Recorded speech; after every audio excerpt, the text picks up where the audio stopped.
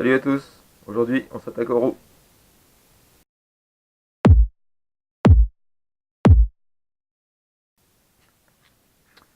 Alors je dois démonter la roue libre de mon VTT. Pour cela évidemment je n'ai pas le bon outil comme d'habitude. Donc en fait j'utilise un petit pointeau pour essayer de dévisser là on voit les 4 potirons. Je viens d'insérer un petit pointeau et je tapote au marteau en tournant le sens des aiguilles d'une montre.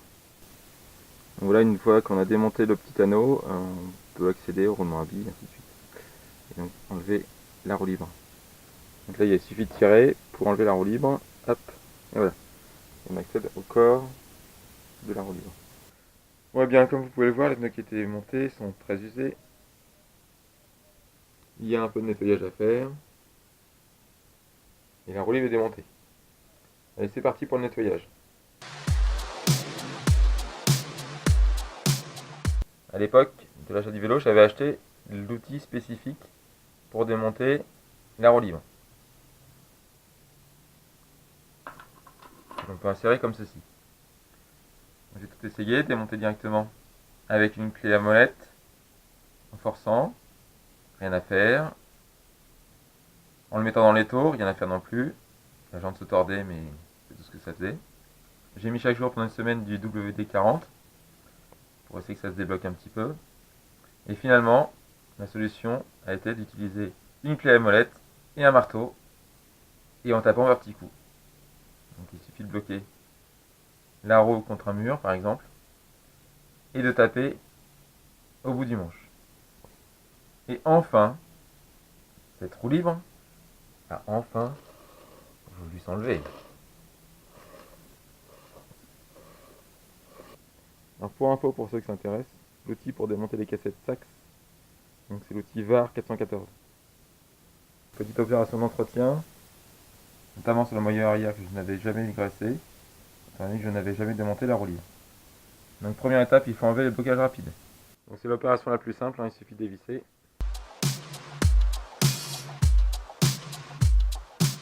Et de récupérer ensuite les différentes pièces. Donc sur la partie gauche, on retrouve la piste de roulement des billes. Donc ici sur la partie droite. Donc on voit bien que la graisse du côté roue libre est très sombre. Il est nécessaire de la renouveler. Donc sur le côté gauche j'avais réussi à le faire, donc on voit que la graisse est encore de bonne qualité. Première étape, enlever les billes. Donc pour ceci j'utilise un petit tournevis et je vais pouvoir déloger chacune des billes.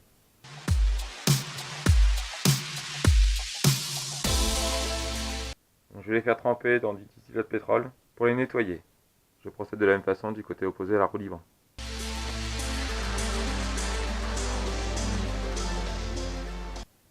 Je peux donc attaquer maintenant les nettoyages. Donc toujours avec des distillats de pétrole et un chiffon.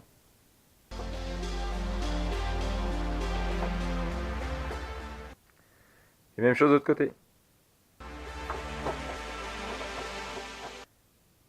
Donc là, comme vous pouvez le voir, je pense que c'est lors du démontage que cette partie a cédé. Il va falloir que je retrouve un nouvel axe. Je peux donc maintenant m'attaquer à la roue avant et démonter le moyeu pour l'entretien. Alors pour le démontage, j'utilise un outil spécifique, donc des clés VAR, donc le VAR 55, qui sont donc des clés plates, et très très plates, qui permettent donc de dévisser les deux écrous et contre-écrous.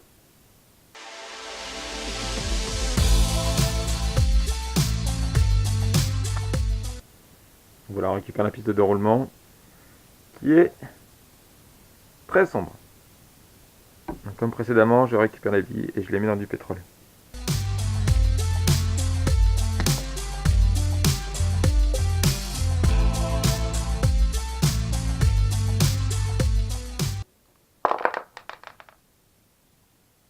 Et je fais tout tomber. Donc voilà, j'ai mes 18 billes dans mon pot à confiture, un peu de pétrole, et ça va se dégraisser tout seul, ou presque. Donc il n'y a plus qu'à nettoyer. Donc les roulements sont un peu marqués, donc je vais faire un petit resurfaçage.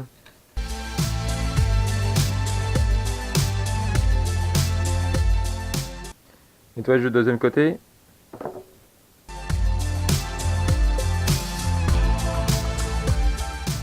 Et maintenant, je peux nettoyer les pistes de roulement.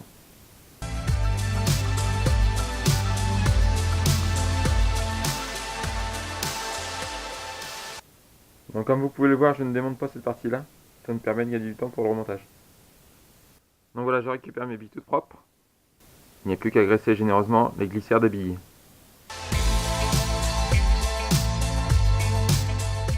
Donc ensuite, je repasse chacune des 9 billes de chaque côté.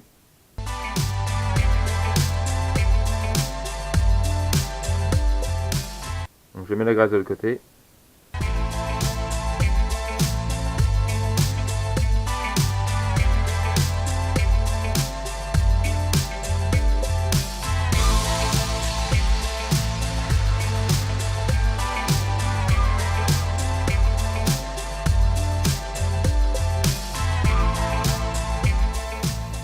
J'insère la pièce que je n'avais pas démontée. Et je peux placer les 9 billes restantes.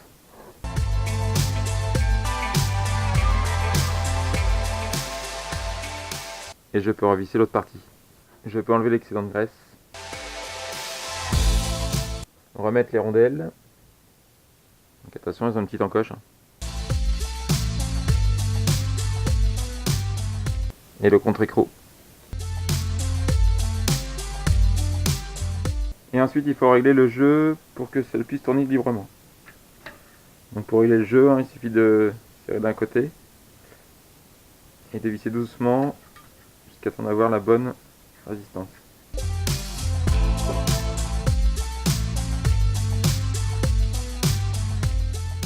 Voilà, quand vous sentez que c'est la bonne résistance, il suffit ensuite de serrer le contre-écrou contre l'écrou.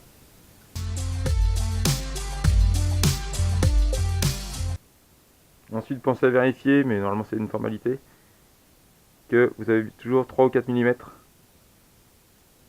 de sortie qui permettent de faire reposer la roue dans les pattes de la fourche. Donc on se retrouve pour la roue arrière. J'ai réussi enfin à trouver un axe creux en 10 mm de la bonne longueur pour remplacer celui qui était cassé.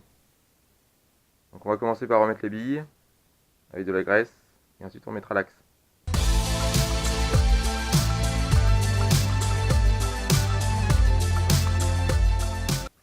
Donc il y a 9 billes à replacer. Je retourne la roue tout de suite et je mets les billes directement.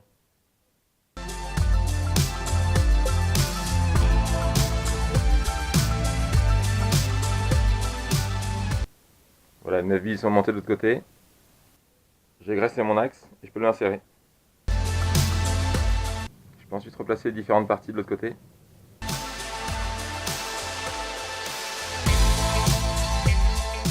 Bon, je vais un peu graisser cette partie. Je revisse.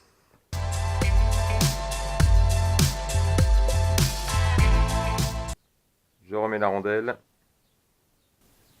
ainsi que le contre-écrou. Donc une fois que c'est vissé, je laisse 4 mm à peu près afin de pouvoir reposer sur la patte du cadre.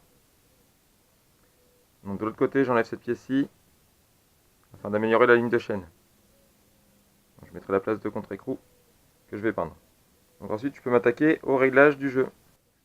Donc moi, je procède comme ça, je serre à fond et ensuite je serre d'un 1/8 de tour pour avoir le bon réglage.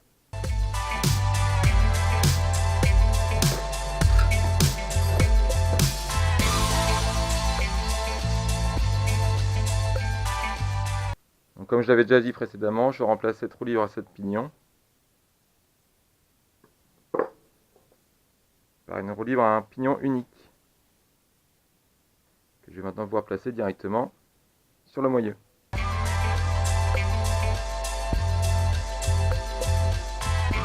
Pour la monter, c'est facile, il suffit de visser. Pas besoin d'outils spécifiques. Par contre, pour la démonter, effectivement, un jour, peut-être que je regarde ce qu'il faut comme outil. Donc, je peux nettoyer l'excédent de graisse. Et je peux ensuite remonter les 2 écrous que j'ai peints.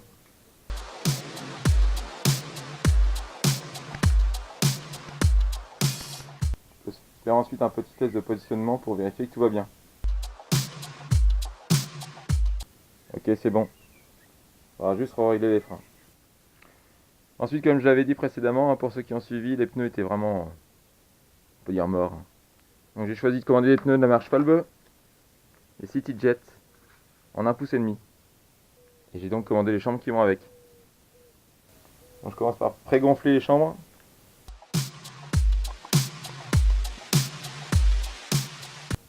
Donc voilà, je peux commencer à monter le pneu sur la jante. Attention, les pneus ont un sens de roulage, comme d'habitude.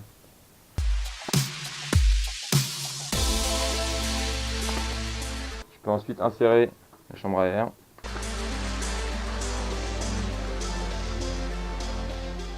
Remettre l'écrou.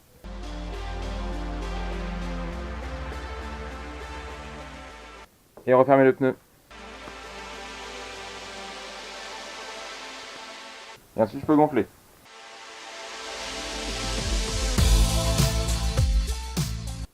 Même procédure pour l'avant.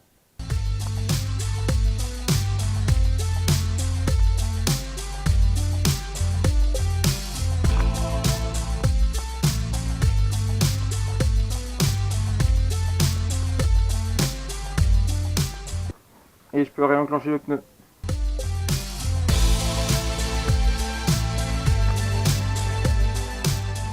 Donc, je mets 3 barres, hein. C'est pas mal.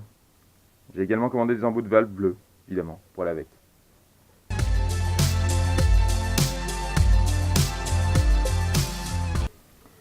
Donc concernant les serrages rapides, donc c'est des Sax. Donc, comme je ne les trouve pas très beaux, j'ai commandé une autre paire de blocage rapide bleu avec axe titane. Donc plus qu'à les installer.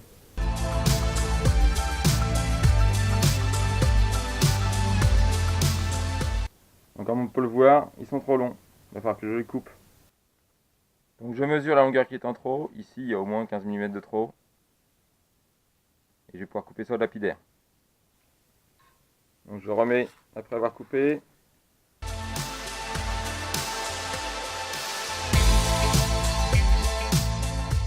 Et remonter l'ensemble sur le cadre.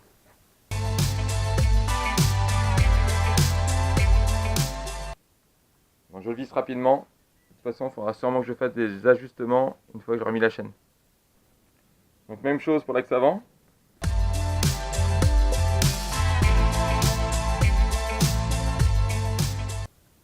Bon, ils sont un peu trop longs aussi, donc je vais le couper aussi. Donc une fois mis en place, on voit qu'il y a peut-être 5 mm de trop. Je vais couper tout ça. Donc une fois coupé, je peux replacer l'axe. Et ensuite, je replace la roue sur la fourche.